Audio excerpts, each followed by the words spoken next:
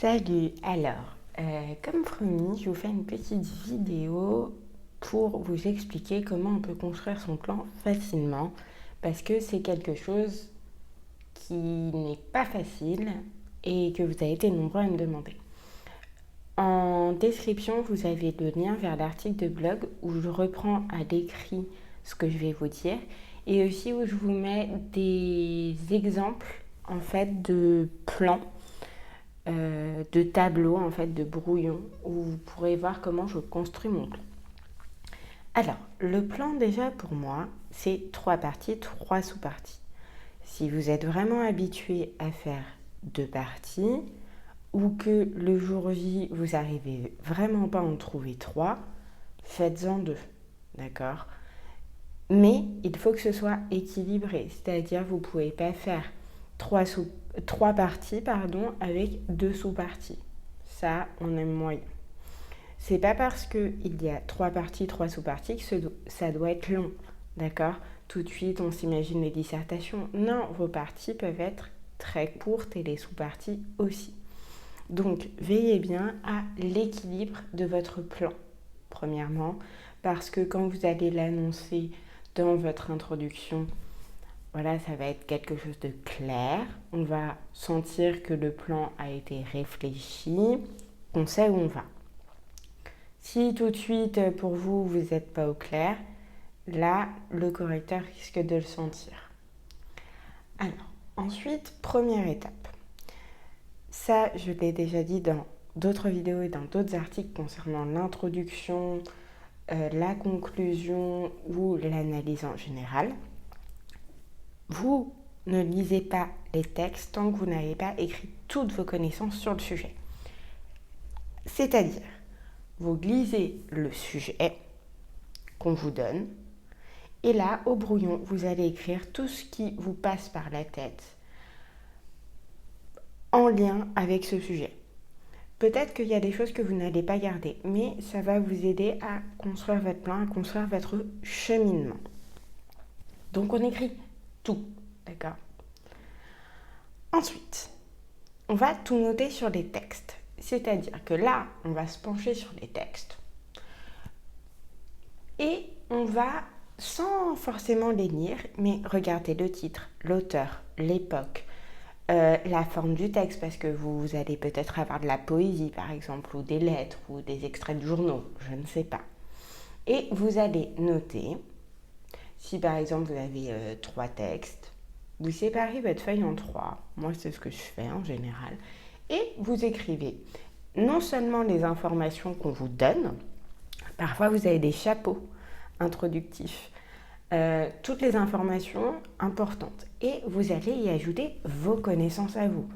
Imaginez, vous avez un texte, je ne sais pas, de Victor Hugo, notez les autres œuvres que vous connaissez, notez ce que vous savez sur son engagement politique, sur les styles de texte qu'il a écrit. Si vous voyez la date, peut-être que la date va vous faire dire « Ah, sa fille était déjà morte » à Victor Hugo. Donc, peut-être que le texte en ressent, etc. Vraiment, encore une fois, peut-être que vous n'allez pas tout utiliser. Mais comme ça, vous avez votre base. Vous notez ça au brouillon. C'est tout moche, c'est écrit en abrégé. Ne perdez pas de temps, d'accord? Mais ça va vraiment vous aider à construire votre analyse. Et vous verrez que ça va peut-être vous paraître long de construire votre plan. Mais après, si vous avez construit un plan vraiment en béton, la rédaction de vos parties, donc du corps de l'analyse, ça va vous prendre beaucoup moins de temps. Donc, pour moi, c'est vraiment perdre du temps pour finalement en gagner. Donc, c'est très rentable. Alors, ensuite, on va analyser les textes. Alors, je vous conseille pour la première analyse de le faire au crayon de papier. Vous allez comprendre pourquoi après. Donc là, vous lisez vraiment les textes et vous allez relever les choses qui vous semblent importantes, qui vous semblent en lien avec le sujet qu'on vous a donné. Alors, normalement, les textes sont bien centrés sur le sujet, mais s'il y a une digression de l'auteur, entre guillemets, par rapport à votre sujet à vous, laissez ça de côté, à moins que cette digression vous serve pour appuyer votre propos. Soulignez ce qui vous semble important. S'il y a une figure de style redondante, par exemple, une allitération, des métaphores, il y a peut-être quelque chose à en tirer. Donc, ce qui vous semble important, vraiment, faites-le, soulignez-le au crayon de papier. Une fois que vous avez lu ces textes, vous allez essayer d'en dégager 3 grandes idées, 3 idées principales. Et ces 3 idées, vous allez les noter sur une feuille et un peu comme tout à l'heure avec les textes, vous allez séparer votre feuille en 3 et vous allez faire une colonne pour chaque. Votre titre, il sera peut-être pas parfait. Vous allez le retravailler après, etc. Mais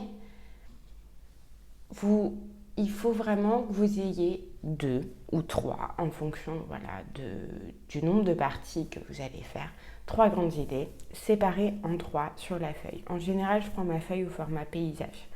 De toute façon, vous pourrez retrouver les exemples sur le blog, dans l'article. Donc, vous allez réussir à dégager 2 ou 3 grandes idées, normalement. D'accord ? Et vous allez y attribuer des couleurs. D'accord ? Et c'est là qu'entrent en jeu nos amis les surligneurs. Partie 1 en bleu, partie 2 en rouge, partie 3 en violet, par exemple.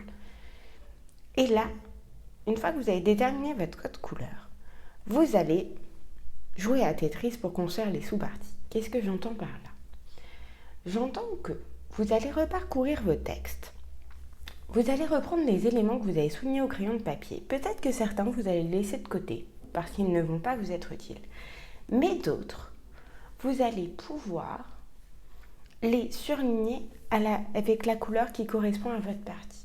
Je ne sais pas, si par exemple, votre première partie, je dis n'importe quoi, je n'ai même pas d'idée de sujet là, votre première partie, c'est, je ne sais pas, l'engagement contre le travail des enfants, d'accord ? Et que des auteurs expliquent que c'est totalement inhumain physiquement de faire travailler des enfants. Peut-être qu'un auteur va insister par des répétitions, par des accumulations sur ce fait. Et donc, si votre première partie c'était en bleu, et bien vous allez surligner ça en bleu, d'accord ?